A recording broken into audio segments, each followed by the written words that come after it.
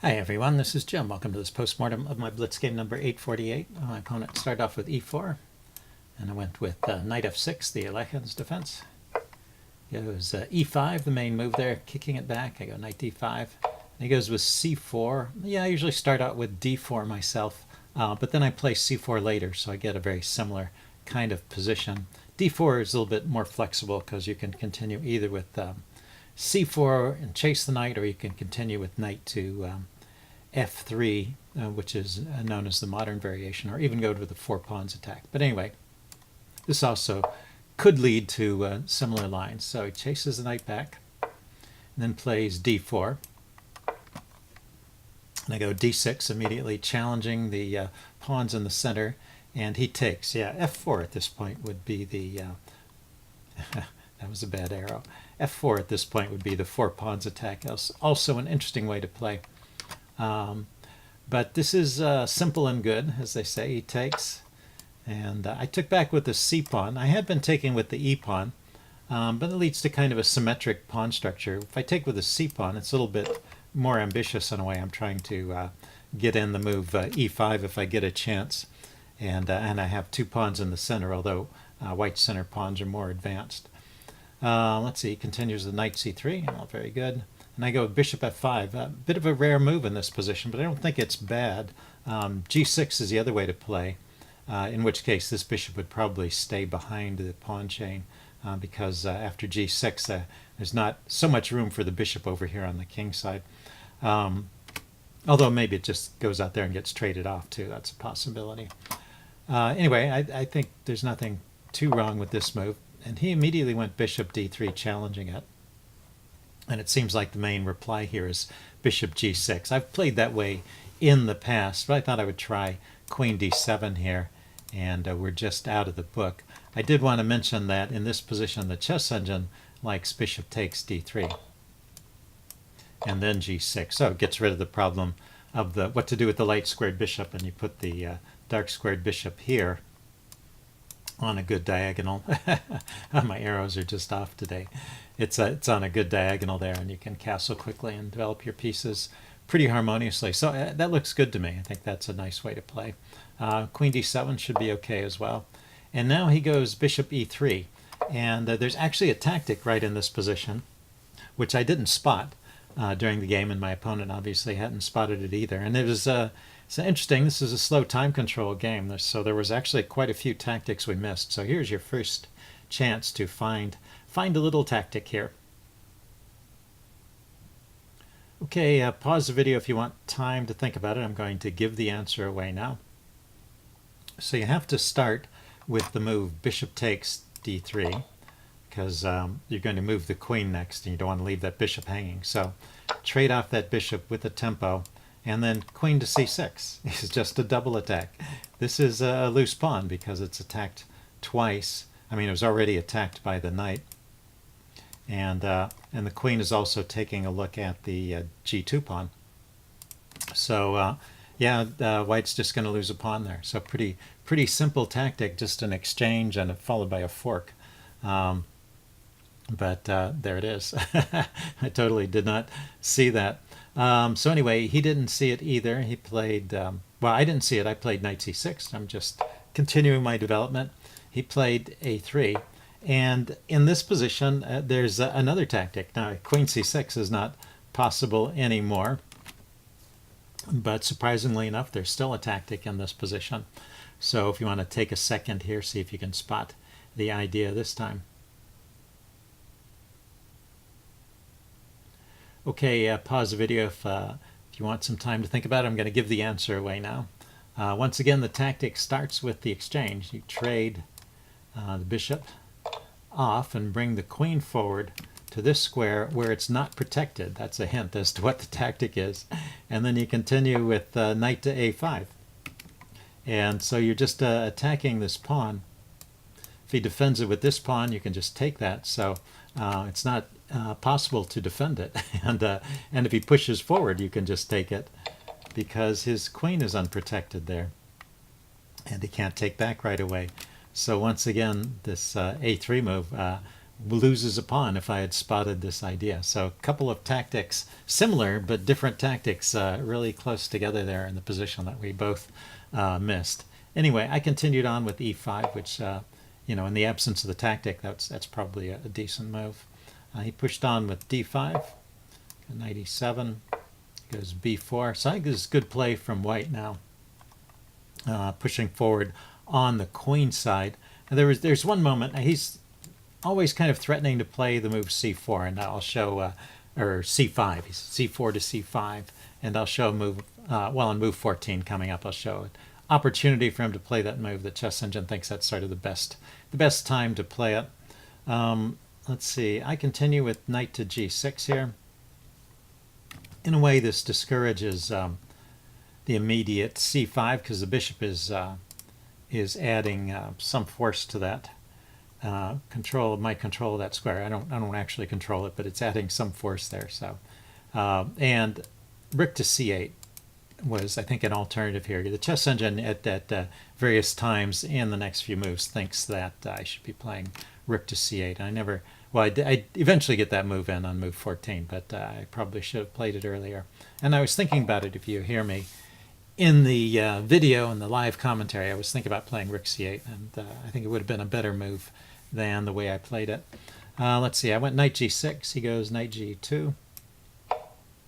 Here I exchange the bishop and play bishop e7. I guess I was mostly thinking about getting all my minor pieces out before positioning my rook on the c-file. I mean, that's the logical place it's going to go there. But right here, since I never played rook c8, is a good chance for white to play this move. And like I said, this bishop here is helping to control the square, but it doesn't control it because he's got his bishop on it as well.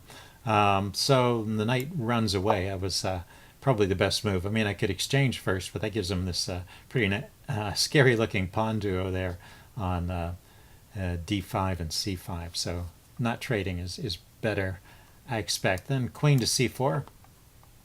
Piling up on the c-file, I castle to get out of trouble, and he can push on with c6.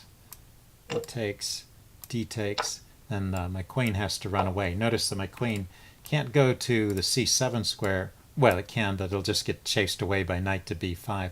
So he's got this passed pawn here, and this is a good position for white. He hasn't won any material just yet, but he has definitely a significant edge here.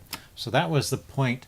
The best opportunity for white to play that c5 move. He never really went for that. He went knight e4 instead. Also a logical move, putting a little pressure on my d-pawn and adding more support to c5.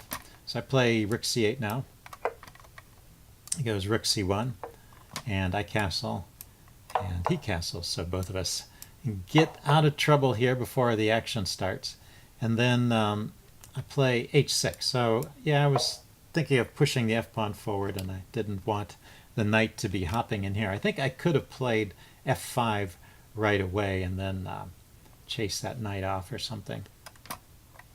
But this is probably okay. He plays f4 here. I get an f5 kicking his knight.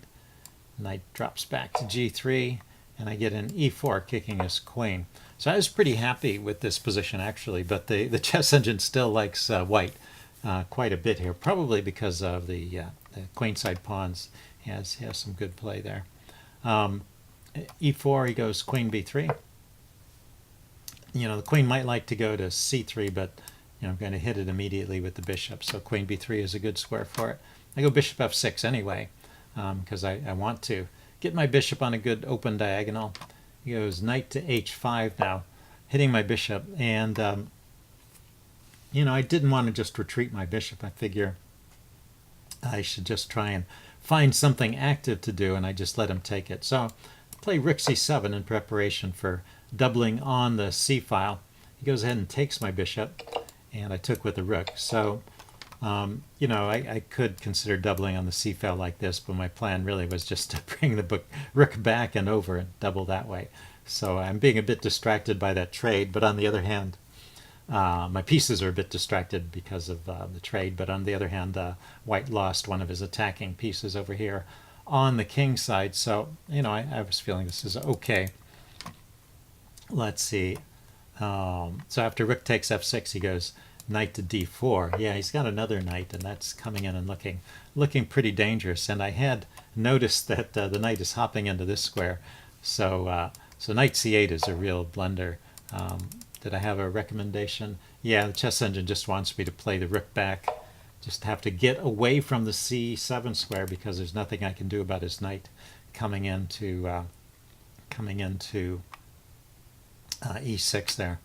So, but instead I played knight to c8. I was worried that the bishop was always putting pressure over here on the pawn, and I wanted to get the knight out of the way so I could push the pawns forward and bring my knight around to the king side. It all makes sense, but this rook has no squares with the knight blocking its retreat, so this loses the exchange. In fact, there's an even stronger way for white to play this. He could have played knight to b5. When he played the knight over here, when he played knight to e6, he gave me the opportunity of winning a pawn for the exchange, but this just wins the exchange with no compensation, so this is probably just completely winning for white. The way he played it with the knight coming to e6 allows me to take off his knight, get a pawn, and white is better, but I have some compensation for the exchange. I have the pawn at least, and I have hopes, so I can play on in this position. It's not immediately over. Let's see, and he went rook fd1, a very logical choice, but there's actually a tactic here. Yeah, after rook f to d1, there's a tactic here that I missed during the game. It actually sat on the board for quite a while, and we both missed it. So here's another chance for you guys to spot the tactic. Okay, this is a really simple one. I don't know why. I even kind of remarked that his queen was loose over there at one point. I can just play the move b5, attacking that pinned pawn. And that's a good move for me. Do I actually win the pawn? He's defending it with the queen and the rook, but it is pinned, and I can just keep piling up on it. Maybe after b5. Well, I don't know. But anyway, b5 is a good move in this position. In fact, the chess engine recommends the move a4 for white to keep an edge. So the evaluation by the chess engine is funny. The next few moves, it changes back and forth between even to advantage, +1 advantage to white, depending upon whether or not I play the b5 move or not. So every time I have the opportunity to play that b5 move, my evaluation goes up, and then whenever I don't play it and play something else, my evaluation drops. Anyway, he played rook fd1, played b6. I was more concerned about blunting this bishop and freeing up my pieces to move. He continues with g3, and now I realize this knight is not really doing anything over here with this solid pawn chain, so I get the knight out of the way with knight to f8. He goes king g2, got knight d7, he goes h4. h4 probably not the best move. I would keep that pawn in reserve so that I could play h3 at some point and not allow a knight to come to the g4 square. But he wasn't concerned about that at this point, I guess. Maybe he was thinking about pushing that pawn all the way to h5 and clamping down on my two pawns over here on the king side, which makes sense. Let's see, but I continue my knight maneuver with knight f6, looking at this g4 square now. He goes bishop to d4, getting out of the way of knight g4, but I put the knight there anyway. It's just a good position for the knight, controlling squares around his king. And because it's on a light square, he can never trade it off with his dark squared bishop. He could only get rid of that knight by giving up the exchange, giving me the exchange back. Let's see, he continued with rook to c2, went knight e7, he went rook d to c1, yep, lining up on the c file like this, went knight to c6, hitting his bishop, and he went queen b2, defending the bishop. And so that is a mistake. The chess engine thinks he should play the bishop back to b2, just get out of trouble. And